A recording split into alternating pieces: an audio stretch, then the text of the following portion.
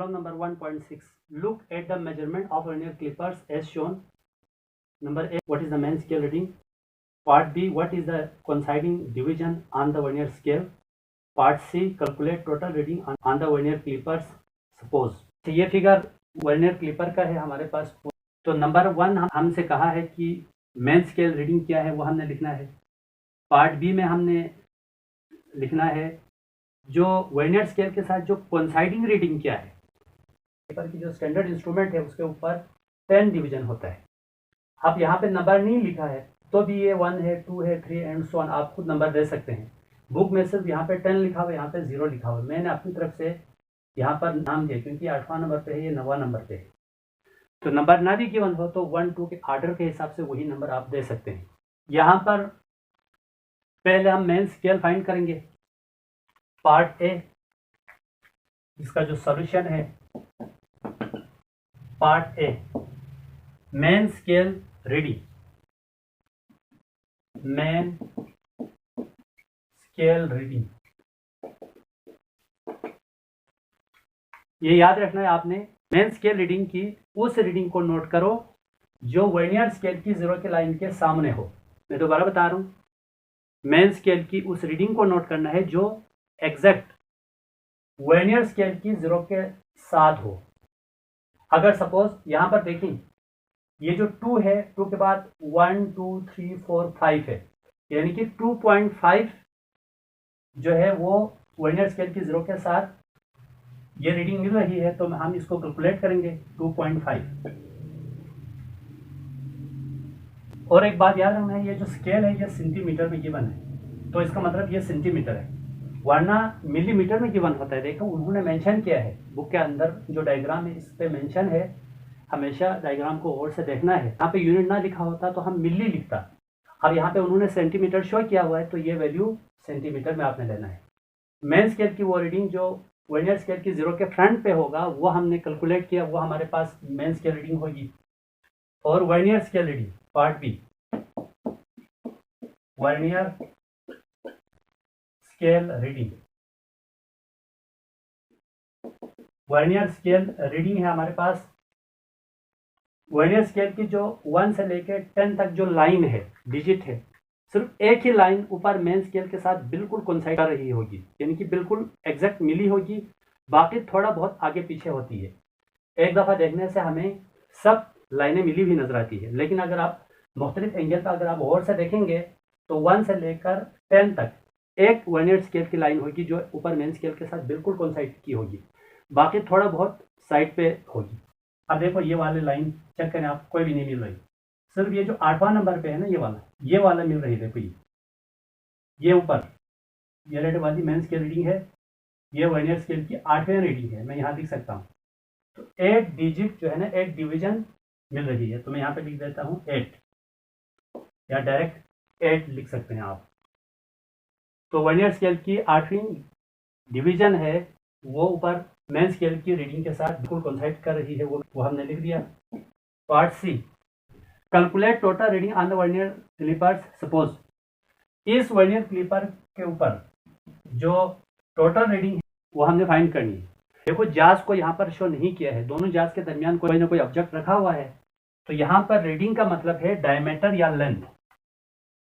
तो आप यहाँ पे डायमीटर भी ले सकते हैं, लेंथ भी ले सकते हैं। यहाँ पे लिख दो रीडिंग मीन्स, यहाँ पे लिख दो रीडिंग मीन्स डायमीटर। मैंने सपोज किया डायमीटर, आप लेंथ भी लिख सकते हैं, या आप रीडिंग को एज इट इज रीडिंग भी रख सकते हैं। तो डायमीटर का आप फॉर्मूला लगा दें, डायमीटर। आप ब्रैकेट में लेंथ भी लिख सकते हैं, ब्रैकेट में लिख दो length, diameter is also a length. So main scale reading plus vernier scale reading multiply by least count, ये फार्मूला है हमारे पास। डायमीटर का भी यही फार्मूला है, लेंथ का भी यही फार्मूला है। तो इसमें आप पुट कीजिएगा डायमीटर, ब्रैकेट में लिखो लेंथ, रीडिंग का अंदर डायमीटर और लेंथ दोनों आती है। तो मेन स्केल रीडिंग अभी कैलकुलेट किया हुआ है हमने 2.5। प्रॉब्लम नंबर 1.7, ये प्रॉब्लम यूनिट नंबर 1 का लास्ट प्रॉब्लम है। Look at the figure of screw gauge. Let's suppose a small steel ball is placed between its spindle and anvil. Then part A, what is its main scale reading? Part B, what is the coinciding division of circular scale? Calculate the total diameter of the ball. अब देखिए, हमें जो चाहिए main scale और circular scale, यही इन्होंने show किया है। बाकी जो जाज है उसको शो नहीं किया है, लेकिन जाज के अंदर एक स्टील बॉल को उन्होंने रखा हुआ है, यह हमने सपोज किया है। स्पिंडल एंड एनविल जाज है, इनको कहते हैं। एक जाज को हम स्पिंडल, एक को एनविल कहते हैं। दोनों जाज के दरमियान में हमने एक छोटा सा स्टील बॉल हमने रखा हुआ है, जो यहाँ पर फिगर में शो नहीं किया है क्योंकि उसकी ज़रूरत नहीं है। हमें रीडिंग चाहिए तो रीडिंग वाला पोर्शन सिर्फ बुक वालों ने शो किया है, इसमें कंफ्यूज नहीं होना है। What is its main scale reading? Part A, main scale reading हमने बतानी है। Part B, what is the coinciding division of circular scale? Circular scale की जो कोइंसाइडिंग रीडिंग है वह हमने बतानी है। कोइंसाइडिंग रीडिंग मीन्स ये जो हॉरिजॉन्टल लाइन है ये इंडेक्स लाइन है। तो हमसे ये पूछ रहा है सर्कुलर स्केल की कौन सी रीडिंग इंडेक्स लाइन से मिल रही है। जो circular scale reading index line से मिल रही है उसको हम कहते हैं circular scale reading. Part B में हमने सर्कुलर स्केल रीडिंग फाइंड करनी है। Part C, calculate the total diameter of the ball. Ball का डायमीटर हमने फाइंड करना है। सॉल्यूशन है हमारे पास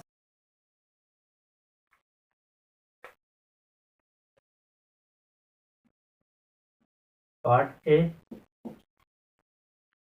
main scale reading. Main scale reading screw gauge से मेन स्केल रीडिंग हम इस तरह से कैलकुलेट करते हैं। अभी देखो, ये जो सर्कुलर स्केल है ये थिम्बल है।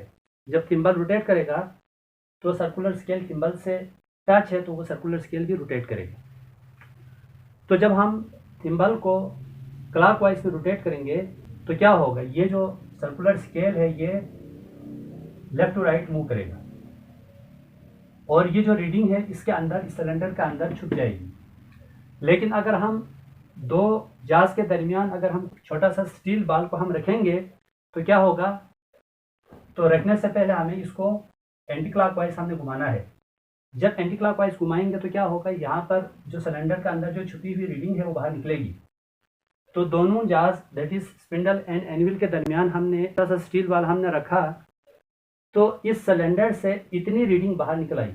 जितनी रीडिंग इस सिलेंडर से बाहर निकल आई है मेन स्केल के ऊपर, तो वो जो रीडिंग होगी, ये जो बाहर नज़र आ रहे हैं वो हमारे पास मेन स्केल रीडिंग होगी। आप ज़रा चेक कर लें, 0 है, 1 2 3 4 5 6, अब 6 और ये 0.5 है, तो इसका मतलब 6.5 रीडिंग इस सिलेंडर से बाहर निकल गई है। जब हमने स्टील बॉल को दोनों जाज के दरमियान रखा तो इस स्टील बॉल का जो मेन स्केल रीडिंग होगी हमारे पास 6.5। देखो, इस नंबर को देखना है, ये नंबर कौन सी है, यानी कि ये 6.5। पार्ट बी, ये हमारे पास मेन स्केल रीडिंग आ गई। सर्कुलर स्केल डिवीजन,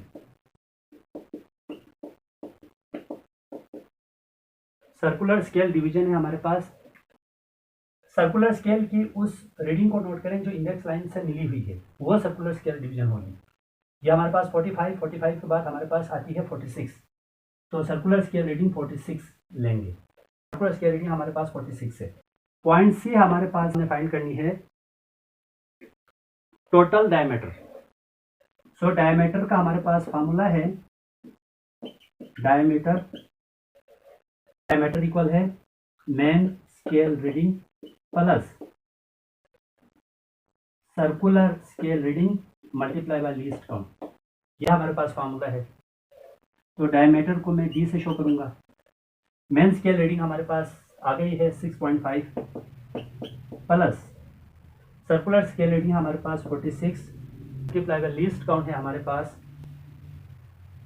अच्छा, इस स्केल के ऊपर उन्होंने शो किया हुआ है मिलीमीटर, तो लीस्ट काउंट जो है ना यहाँ पे उन्होंने शो किया हुआ है, डायग्राम पे देखना है मिली में है या सेंटी में है।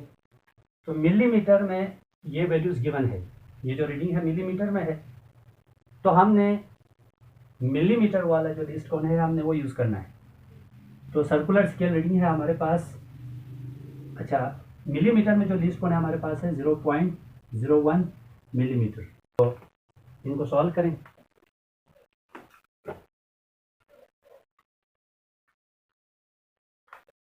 डायमीटर है हमारे पास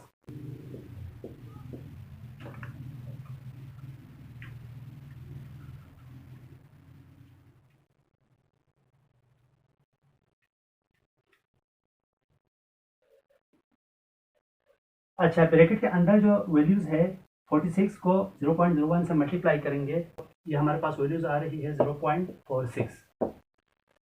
d is equal to 6.5 plus 0.46।